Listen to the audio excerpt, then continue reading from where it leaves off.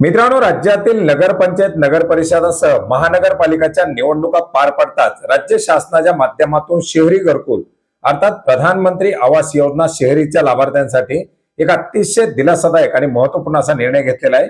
आणि याच्याच संदर्भातील एक महत्त्वाची माहिती आजच्या व्हिडिओच्या माध्यमातून घेण्याचा प्रयत्न करणार आहोत। नमस्कार मित्रांनो, मी प्रभाकर, आपण पाहत आहात आपले माहिती केंद्र। चॅनलवरती नवीन असाल तर सबस्क्राइब करायला विसरू नका, जेणेकरून असेच नवनवीन अपडेट सर्वात प्रथम आपल्यापर्यंत पोहोचतील। मित्रांनो, राज्य शासनाच्या माध्यमातून प्रधानमंत्री आवास योजना शहरी, ज्याच्यामध्ये नगर परिषद आणि नगर पंचायती याचबरोबर महानगरपालिका क्षेत्रातील जे काही पात्र लाभार्थी असतील यांच्या अनुदानाचं वितरण करण्यासाठी निधी उपलब्ध करून देण्यात आलेला आहे। मित्रांनो, शहरी आवास योजनेमध्ये लाभार्थी पात्र झाल्यानंतर गेल्या अनेक दिवसापासून निधीचं वितरण करण्यात आलेलं नव्हतं, बरेच सारे हप्ते प्रलंबित होते। अशा लाभार्थ्यांना दिलासा देण्यासाठी राज्य शासनाच्या माध्यमातून दोन महत्त्वाचे निर्णय घेण्यात आलेले आहेत। याच्यामधील पहिला निर्णय हा 13 जानेवारी 2026 रोजी घेण्यात आलेला आहे, ज्याच्यामुळे नगर परिषद, नगर पंचायत क्षेत्रामध्ये लाभार्थी आणि आज 19 जानेवारी 2026 रोजी महानगरपालिका क्षेत्रातील लाभार्थी यांना निधी वितरण करण्यासाठी मंजुरी देण्यात आलेली आहे।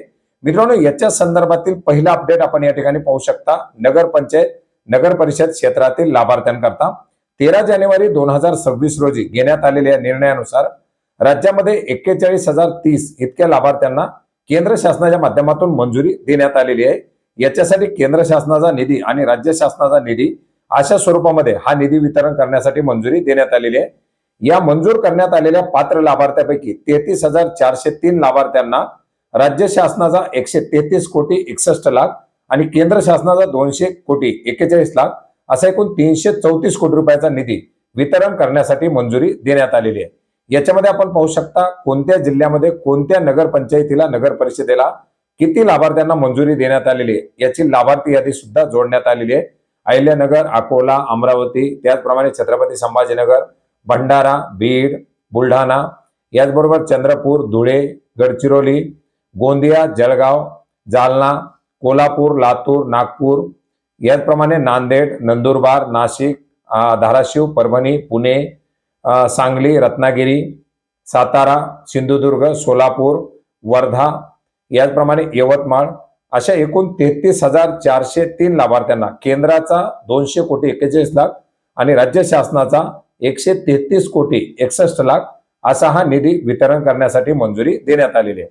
याचबरोबर आज 19 जानेवारी 2026 रोजी महानगरपालिका क्षेत्रातील जे काही पात्र लाभार्थी आहेत अशा लाभार्थ्यांना निधी वितरण करण्यासाठी सुद्धा मंजुरी देण्यात आलेली आहे। याच्यामध्ये सुद्धा आपण पाहू शकता 2,581 लाभार्थी हे मंजूर करण्यात आलेले, ज्यांना केंद्र शासनाचा 15 कोटी 48 लाख रुपये, राज्य शासनाचा 10 कोटी 32 लाख असा 25 कोटी 81 लाख रुपयाचा हा निधी वितरण करण्यासाठी मंजुरी दिलेली आहे।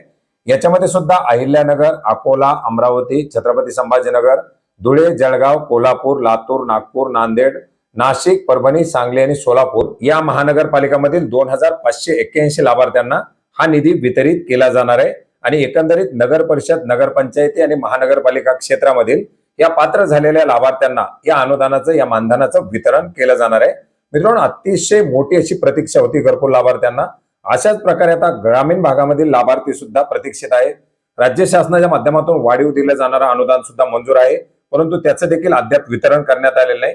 आणि हे जे काही अनुदान आता मंजूर होईल, ज्याच्या वितरणाची मंजुरी येईल, त्याच्याबद्दल सुद्धा आपण अपडेट नक्की घेण्याचा प्रयत्न करणार आहोत।